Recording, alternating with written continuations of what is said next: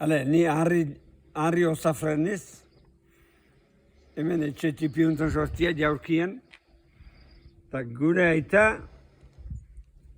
hiru anaiek sortiat ziren Kartierren, eta joan ziren amiketat. Handik eta hiru etxe segidako mazteak eskondo zizten, eta sortu ginen 33 haur. Gu 12, hauzon ameka eta beste hauzon 10.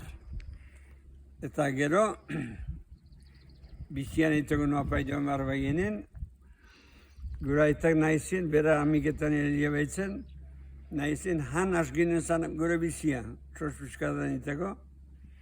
Hortakot, zorzia nahietak zazpi joan gera amiketa bizitzera. Bizian egitera. Eta gero, zazpia nahietak amiketa egiteko zorzek ez baginen, handik emaiten zauten,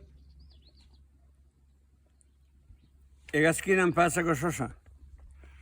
Hura behar genuen lehenik irabazi lanetik, gero egin algenuena.